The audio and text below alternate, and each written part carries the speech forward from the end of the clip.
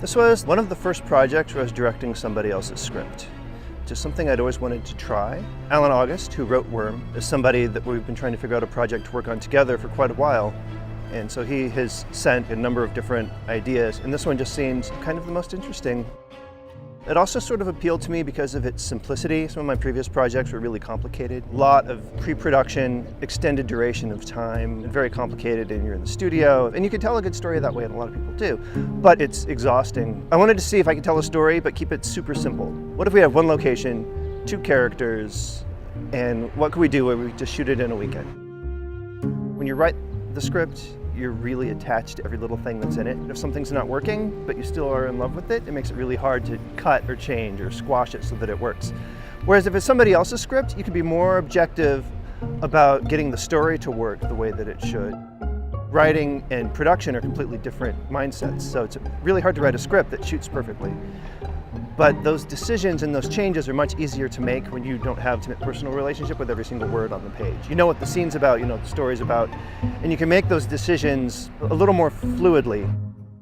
Casting was fun. We put out a casting call, and we did a whole day of auditions and quickly whittled it down to 2 or 3 people for each role. And I liked Jessica primarily because of her look. I really wanted somebody with that sort of good Midwestern farm stock vibe. She was the first person to audition during the set. And as soon as she walked in, I saw her look and I'm like, I really hope this person knows how to perform because she has the right look. Look at what you've become! And I've wanted to work with Heath for a long time. Heath's wife did his makeup before he came in. Of course, his character is bedridden and sick. And he came in costume with makeup done. It was like ready for the part. It was funny. He was ready to go. We could have just shot it with him at the audition. It's brother and sister, so that the two had to feel like they were kind of a matched set. And Heath and Jessica kind of played off of each other very well. Just looking at their audition tapes and cutting them together, I think that they looked really nice. What I really liked about Alan's script is that it was, dark and funny. It was Alfred Hitchcock-like, and I was really on board when I found out that Dave Quakenbush was part of it, because I knew he was just going to tie together and bring together everything that Alan wanted. David sent me the script, and when I read it, I was like, oh no, this is so creepy and weird. Oh, I have to do it. It's me, it's me. I couldn't stop rereading it. Something about Alice and her love for her brother in that weird kind of obsessive way. It drew me in and I obsessed over it. I like creepy dark stuff. I got sick when I came for the first audition and I vomited about 2 times. And then in the rehearsals, I got sick again and I was vomiting. Are you okay? I threw up. Oh my God. Yeah. Holy Do you feel better now? Not entirely. And some people might attribute it to being a method actor and actually being in the character. Heath came in and he was really in character. Heath is a real method actor. But I don't know if I'm that good. I don't want to experience that again. Maybe next time I could have a character who's like wealthy. Working with Jessica Garrett, it was pretty awesome because she's actually from theater background and I've got only film. I have just a little smidgen of theater on me. So it was nice seeing her take the character and really build the character. Like she really put her work in. And it was believable, even as an actor sitting opposite of her. He was hilarious. He was fun, he was funny, and then when it was time to get down to business, he was a great scene partner, really focused. He was really great about making things comfortable. As soon as I walked on set, he was like, give me a big hug, and was really friendly and welcoming. It was very easy to love him as my brother. It was a fun film to be director of photography on because it had a lot of style to it, a lot of good art direction on it. A little bit of a nostalgic look. We got to spend a lot of time making everything in that room perfect, just the way that we wanted. David's great because he has a vision. He has an idea of how he wants things to look, and that's always what you want. But David is also a good collaborator. He's good at taking input from other people and using ideas that other people had. You tend to get kind of a crick in your neck working with David because he's tall. So you do a lot of this. Okay, yes, David. Oh, I understand.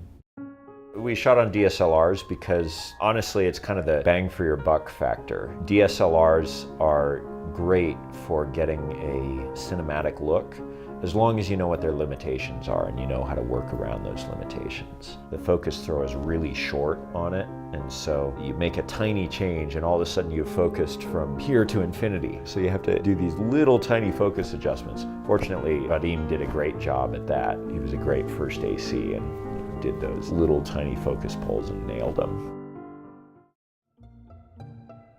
The oatmeal scene, the dreaded oatmeal scene. The oatmeal scene was a lot of fun. I don't know, my wife can't watch it, but I think it's completely delightful. In fact, the hardest part about the oatmeal scene was not blowing takes by laughing. I had oatmeal spewed in my face. That was cool. There were 3 different mixers of the oatmeal, so we had 3 different consistencies. There was chunky, there was like solid mass, and then there was liquid. And so David told me go all out. He didn't want me to pull back, and it was cool because we also talked with Jessica, and she was on board with it too. But she didn't expect as much oatmeal to come out at that velocity. I just let it rip. I tasted the oatmeal.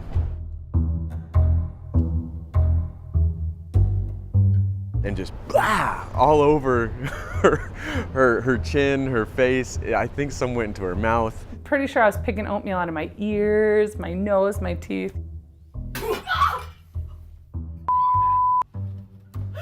Someone take her a picture before she wipes. I can't even describe it. It was just a great hit.